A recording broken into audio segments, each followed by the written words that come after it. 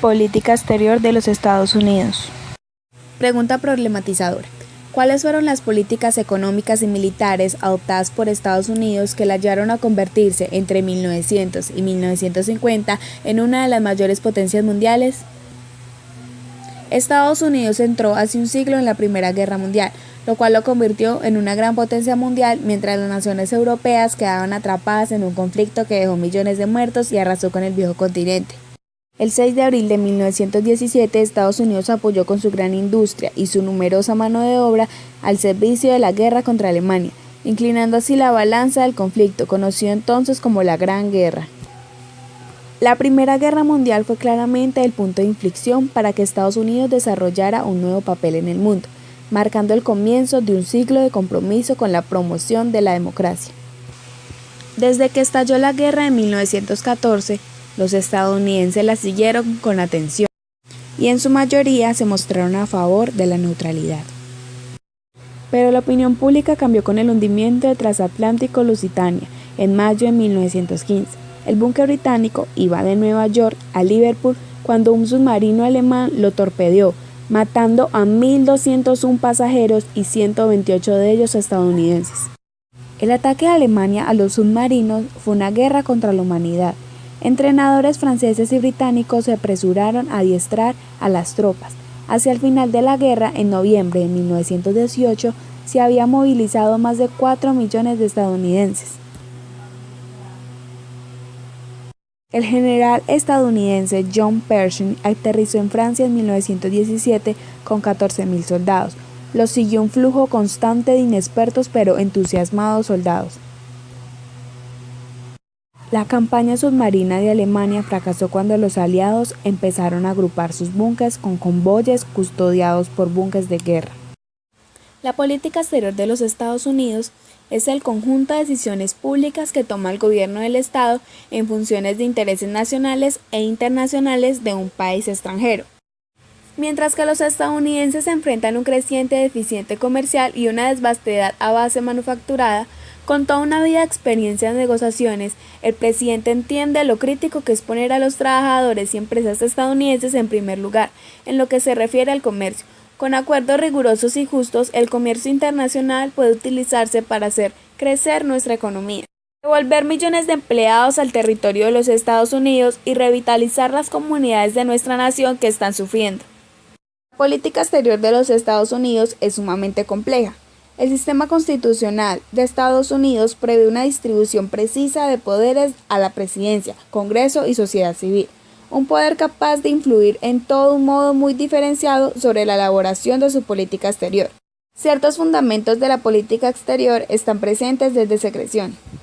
Siempre se ha sustentado una serie de imperativos básicos desde su origen en el siglo XIX y se han mantenido, y estos imperativos son la tendencia, la doctrina, esquemas de poder, política y terminologías. Política exterior de Estados Unidos para América Latina.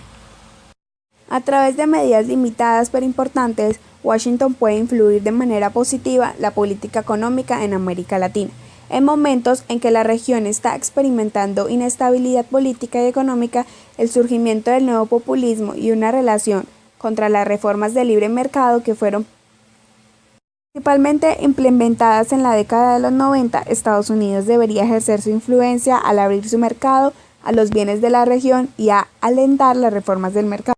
Sin embargo, desde la aprobación del Tratado de Libre Comercio de Norteamérica con México y Canadá en 1993, Estados Unidos no ha mostrado dicho liderazgo.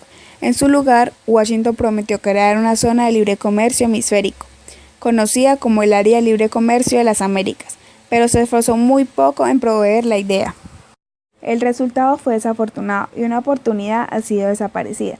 Los países latinoamericanos que se mostraron ansiosos en formar parte del ACLA se han desilusionado gradualmente por los años de inacción de Estados Unidos, y ahora muchos se han vuelto decididamente en contra de la idea del libre comercio. Peor aún, tal y como lo señala el economista Sebastián Edwards, la promesa de Washington de proveer el ACLA tuvo el efecto perverso de detener las reducciones unilaterales a las barreras comerciales en América Latina, mientras los países esperaban a negociar reducciones con los Estados Unidos. una expectativa que terminó siendo incumplida. Además, desde la crisis del peso mexicano en 1994 y 95, Washington ha apoyado rescates financieros masivos del Fondo Monetario Internacional. Política del Gran Garrote. La expresión se origina en una frase escrita por el presidente de los Estados Unidos, Theodore Roosevelt, en el año 1900, donde manifestaba su agrado porque el comité del Partido Republicano de Nueva York había expulsado a un corrupto consejero.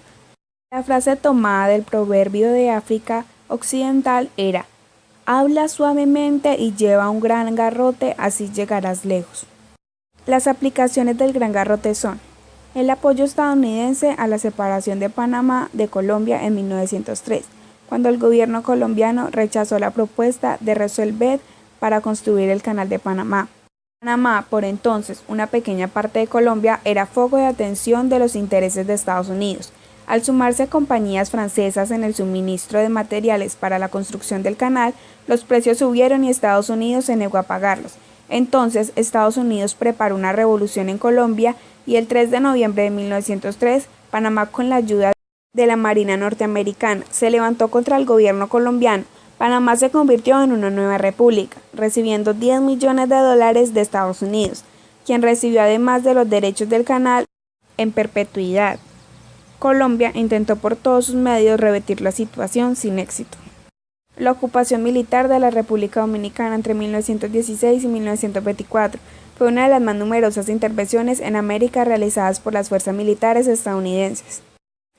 La ocupación militar de Cuba entre 1906 y 1909. La segunda intervención estadounidense en Cuba se produjo cuando el presidente Tomás Estrada Palma pidió nuevamente la intervención militar de Estados Unidos en Cuba, el 12 de septiembre de 1906. El gobierno de Estados Unidos aceptó la solicitud y el 29 de septiembre de 1906, el secretario de la Guerra de Estados Unidos asumió el cargo de gobernador provisional de Cuba. Política de la buena vecindad. La política del buen vecino fue una iniciativa política creada y presentada por la admisión del gobierno estadounidense, presidido por Franklin Roosevelt en el marco de la Conferencia Panamericana en diciembre de 1933, en lo referente a sus relaciones con América Latina durante los años 1933 y 1945. Cuando la intervención de Estados Unidos en los asuntos internos de los países latinoamericanos fue moderándose, Estados Unidos había invadido abiertamente a varios países de la región. En los primeros años del siglo XX, como Cuba, México, Haití, Panamá, República Dominicana o Nicaragua, buscando particularmente la solidaridad hemisférica contra amenazas. Intervencionismo de Estados Unidos en América Latina. Las intervenciones de las potencias europeas y de Estados Unidos en América Latina y el Caribe fueron recurrentes desde el siglo XIX. Si bien desapareció el sistema colonial, esas potencias continuaron su injerencia económica, política, diplomática y militar en las decisiones internas de los países de la región. La mezcla de estas tres formas recibió el nombre de diplomacia de las cañoneras. En 1850 Estados Unidos firmó con Gran Bretaña el Tratado de Clayton-Bulwer, según el cual ninguna de las dos potencias podía adquirir territorios en Centroamérica. Como conclusión tenemos que los objetivos de la política exterior son usarla como palanca de desarrollo doméstico, instrumento privilegiado para promover flujos adicionales de financiamiento extremo, adquisición de nuevas tecnologías, aplicación de comercio exterior, alcanzar al Estado en su relación internacional, determinando las estrategias y los fundamentos necesarios para cumplir sus fines.